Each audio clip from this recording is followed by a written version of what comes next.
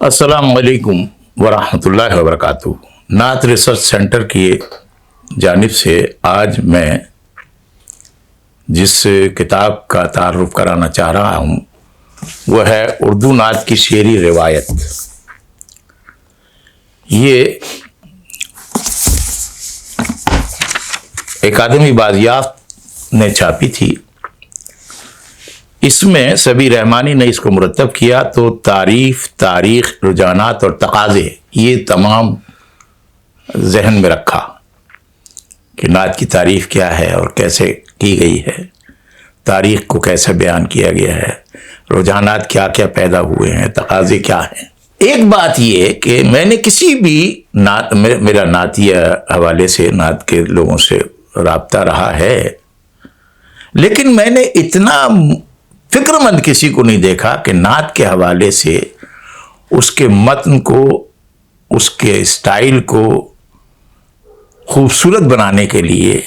جس تنقیدی شعور کی ضرورت ہے اس کو ابھارنے کا جذبہ کسی میں اتنا ہو جتنا میں نے سبی رحمانی میں دیکھا۔ اب تنقیدی شعور ابھرتا ہے علم کے زور پہ۔ حضور صلی اللہ علیہ وسلم کے حوالے سے جو بھی بات کی جاتی ہے اس میں ظاہر ہے کہ حضور کی عظمت بیان ہوتی ہے، آپ کے اخلاق کا تذکرہ ہوتا ہے، آپ کی تعلیمات کا ذکر ہوتا ہے، آپ سے محبت کا اظہار ہوتا ہے، پھر آپ سے جڑی ہوئی چیزوں کا تذکرہ محبت سے کیا جاتا ہے، آپ سے جڑے ہوئے اصحاب کا ذکر کیا جاتا ہے، آپ کے اہل بیت کا ذکر کیا جاتا ہے، آپ کی ازواج مطہرات سے اپنے لگاؤ کا ذکر کیا جاتا ہے، محبت کا ذکر کیا جاتا ہے، ان کے لیے اپنے جذبات کا ذکر کیا جاتا ہے جو ظاہر تعظیمی جذبات ہے۔ یہ تمام تو ہو رہا ہے، لیکن چونکہ نعتیہ ادب میں کبھی بھی اس سے پہلے یعنی نعت رنگ جو ہے 1995 میں آیا تھا،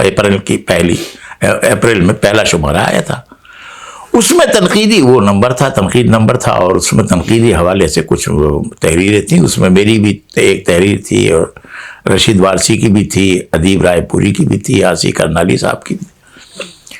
لیکن ظاہر ہے کہ اس سے پہلے تنقید پر اتنا مربوط کام نہیں ہوا تھا اور وہ تسلسل کے ساتھ نعت رنگ میں ہوتا رہا۔ لیکن اس کے باوجود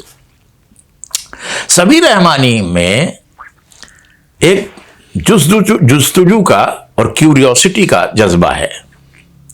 انہوں نے دیکھا کہ میں یہ دیکھوں کہ ادب کے جو معروف لوگ ہیں جنہوں نے ادب پر باقاعدہ ایسا کام کیا ہے جو ریکگنائزڈ ہے،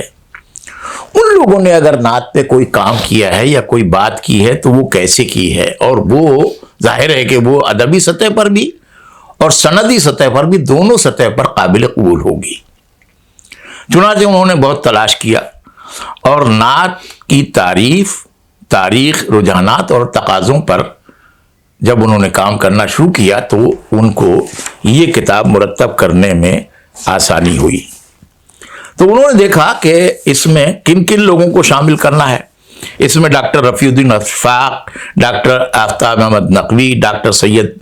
یحییٰ نشید، ظہیر غازی پوری، حافظ محمد افضل فقیر، پروفیسر انوار احمد زئی، ڈاکٹر شاہ رشاد عثمانی، ڈاکٹر مظفر حسن عالی، ڈاکٹر انور سدید، محمد حسن عسکری، مجید امجد، عارف عبد المتین، ممتاز حسن، جمال پانی پتی، ڈاکٹر سید ابو الخیر کشفی، شمیم احمد، احمد حمدانی، ڈاکٹر ریاض مجید، مبین مرزا، ڈاکٹر ناصر عباس نیر، پروفیسر سمیع اللہ قریشی، ڈاکٹر نثار ترابی، ڈاکٹر عزیز احسن یعنی میں خود، کاشف عرفان، پروفیسر محمد فیروز شاہ، ڈاکٹر فرمان فتح پوری، پروفیسر سحر انصاری، ڈاکٹر معین الدین عقیل، ڈاکٹر محمد اسحاق قریشی، ڈاکٹر محمد اقبال جاوید، اور پھر اہل دانش کی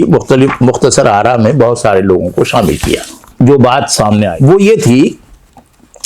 کہ ہم نے یہ دیکھا کہ جس نے بھی جو گفتگو کی ہے وہ ایک تو ادبی سطح پر بہت ہی اعلیٰ ہے۔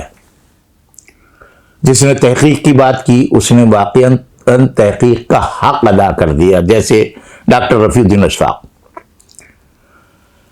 محرکات پر بات کی تو ڈاکٹر آفتاب احمد نقوی نے اس کا حق ادا کر دیا۔ اسی طریقے سے اردو نعت گوئی کے موضوعات پر جب گفتگو کی تو ڈاکٹر یحییٰ نشید نے، تو مختلف لوگوں نے نعت کے مختلف زاویوں سے نعت کا مطالعہ کیا اور اس کو پیش کیا. تو بہت اہم مضمون جو سب سے زیادہ مجھے بھی پسند آیا تھا اور میں نے اکثر اس کا ذکر کیا ہے کہ 1959 میں پروفیسر محمد حسن عسکری نے محسن کاکوربی پر ایک مضمون لکھا تھا اور اس میں بھی فوکس کیا تھا ان کے اس قصیدے کو سمت کاشی سے چلا جانے میں متھرا بادل، اس کو انہوں نے فوکس کیا اور اس پر اس قدر خوبصورت گفتگو کی گئی کہ اس کے بعد ایسی گفتگو کرنا کسی کے لیے ممکن نہیں رہا. شمس الرحمن فاروقی تک نے یہ کہا ہے کہ بھائی انہوں نے تو انتہا کر دی تھی، اب اس انتہا کو چھونا کسی کے بس کی بات نہیں ہے. ظاہر ہے حسن عسکری کی شخصیت بھی ایسی تھی. اسی طریقے سے نعت کے حوالے سے جن شعراء نے گفتگو کی ہے ان میں مجید امجد جو سر فہرست ہیں، عارف عبد المتین خود شاعر تھے، مجید امجد شاعر تھے، ان لوگوں نے گفتگو کی. سلیم احمد نے کہیں کہیں بات کی ہے کسی کی کتاب پہ، خاص طور سے حنیف اسدی کی کتاب پہ لکھتے ہوئے بات کی. تو اس میں جو انہوں نے میٹر اور لوازمہ جمع کیا وہ اسی حوالے سے تھا کہ اگر تاریخ پر بات کی جائے تو کس زاویے سے اور کس خوبصورتی سے ہونی چاہیے، اگر تحقیق پر بات کی جائے تو کس زاویے سے اور کیسے کیسے محاسن اس میں پیدا ہو سکتے ہیں، اور اگر موضوعات کے حوالے سے گفتگو کی جائے اور شعر کے متن پر گفتگو کی جائے تو وہ کس خوبصورتی سے ہو سکتی ہے اور وہ متن کہاں کہاں کس انداز سے بنا گیا ہے، اس کا ذکر آ گیا. پھر یہ کہ نعت کے حوالے سے جو نزاکتیں ہیں وہ ان کا ذکر کس کس نے کیسے کیا ہے. پھر میرا ایک مضمون تھا کہ متنی تجدید کیسے ہوئی ہے، یعنی شاعری میں ظاہر نعت میں ایک شخصیت ہے اور اس شخصیت کے حوالے سے 1400 سال سے مسلسل گفتگو ہو رہی ہے. تو حضور صلی اللہ علیہ وسلم کے حوالے سے جتنی گفتگو ہوگی وہ یا تو آپ کے اخلاق حسنہ پہ ہوگی، یا آپ کی سیرت پہ ہوگی، یا آپ کے سوری محاسن پہ ہوگی، یا آپ کے احوال پر ہوگی، یا آپ سے محبت کا اظہار ہوگا. تو وہ یہ ظاہر ہے کہ یہ محدود موضوعات ہیں اور ان پر گفتگو کرنے کے لیے جس نے بھی قلم اٹھایا ہے اس نے ظاہر ہے کہ کوئی نہ کوئی زاویہ اور کوئی نہ کوئی اسلوب علیحدہ بنایا ہے، اور اگر نہیں بنا سکا تو وہ ظاہر ہے کہ وہ شعراء کی ان فہرست میں نہیں آ سکتا. تو سبیر رحمانی نے تالیفی کام جو کیا ہے اور یہ بہت اہم کام ہے اور بڑی بات ہے، اور میں اس میں یہ سمجھتا ہوں کہ مبین مرزا نے بھی کمال کر دیا کہ انہوں نے یہ کتاب جو ہے بڑی محبت سے شائع کی ہے، اور ہمارے سبیر رحمانی نے اس کتاب میں وہ کچھ جمع کر دیا جو ہر اس شخص کے لیے جو نعت سے جڑا ہوا ہے، چاہے وہ نعت کہہ رہا ہے یا نعت کی تفہیم پر کچھ سوچ رہا ہے یا نعت کی تحقیق کر رہا ہے یا نعت کی تاریخ جاننا چاہتا ہے یا تحقیقی انداز جاننا چاہتا ہے یا نعت کے موضوعات پر گفتگو کرنا چاہتا ہے یا حضور صلی اللہ علیہ وسلم کے حوالے سے کی گئی شاعری کو پرکھنا چاہتا ہے اور اپنا شعور ظاہر کرنا چاہتا ہے، اس کے لیے یہ کتاب ناگزیر ہے کہ وہ یہ پڑھے. کیونکہ دیکھیے نعت یا شاعری ویسے تو خیر ادب کا ہر شعبہ اور ہر شاعری جو ہے وہ بغیر علم کے ہو نہیں سکتی، علم ہونا چاہیے. صلاحیت شاعری کی تو اللہ تعالیٰ نے سب کو دی ہے، جس کو بھی دی ہے وہ شاعری تو کر سکتا ہے، لیکن اس کو نکھارنے کے لیے اور اس کو سنوارنے کے لیے اور اس میں تقدیسی پہلو اگر ہے شاعری کا جیسے کہ نعت میں ہے تو اس کو ابھارنے کے لیے اس کے پاس معلومات بھی ہونی چاہیے. ادب کی دو قسمیں ہیں، ایک معلوماتی ادب ہے اور ایک تاثراتی ادب ہے. معلوماتی ادب میں تو یہ ہے کہ کیا ہوا، کیسے ہوا، کہاں ہوا، اس کا ذکر ہو گیا، بس کافی ہے. تو وہ تو شاعری میں اگر ہے تو وہ اخبار کی سی صورت ہے، وہ تو کوئی بات ہی نہیں.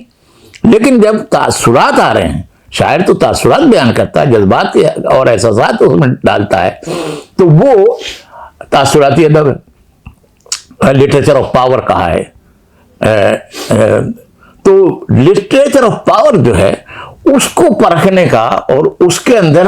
نعت یا متن سمونے کا جو بھی طریقہ اور جو خوبصورتی پیدا ہو سکتی ہے وہ ہمیں جاننے کی ضرورت ہے، اور وہ جاننے کے لیے ہمیں ان لوگوں کی تحریروں سے استفادہ کرنا پڑے گا جن لوگوں نے باقاعدہ پوری زندگیاں ادب کی خدمت میں لگائی ہیں، اور ادب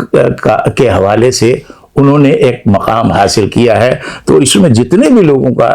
شمول ہوا ہے قطع نظر میری ذات کے، انہوں نے واقعتاً ادب کے لیے کام کیا ہے، اور صبی رحمانی کا یہ ہمارے اوپر احسان ہے کہ انہوں نے ایسی تحریریں ہمارے سامنے پیش کر دی ہیں۔